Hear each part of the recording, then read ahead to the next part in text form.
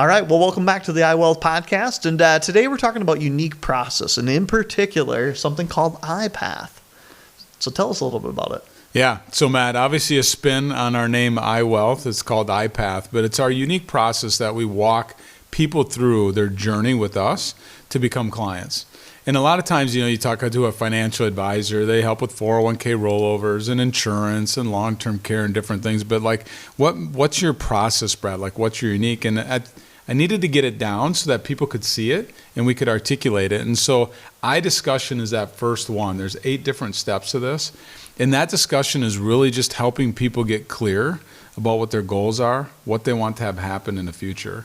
So many times people say, well, I'm 50 years old and I've got X amount of dollars saved and this is how it should be invested. And that's not true, Matt. It should be invested based upon their dreams and what needs to happen in the future and their goals and things.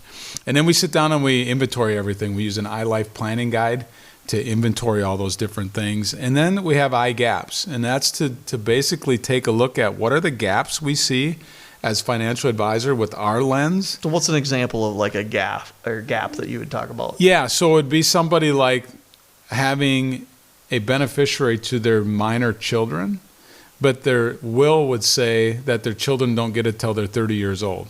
Yep. But if the beneficiary is the minor children, they're going to get it when they're 18.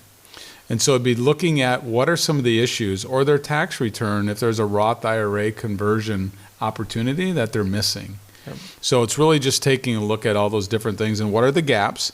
And then number 4, what are the solutions? So what are the solutions to what we identify for the gaps? And then we go on and we go to iDiscover. And iDiscover is basically looking and working with FDC Plan and Purpose. It's called a lifetime plan score, and it takes years to be able to get it. And so it's just something that we look at. We want to take a look at your Social Security, your taxes, your wills, and those type of things, and just help you with that discovering process. iTrack is an online tool that we give to our clients to be able to keep track of all things financial. They have a living balance sheet daily if they want to. We hope they don't log in every day. But whenever they want to, they can log in and see everything right in front of them. What's their living balance sheet, which is pretty cool. And then number 7 is iValue. And it's really basically looking at investments through the lens of a fiduciary.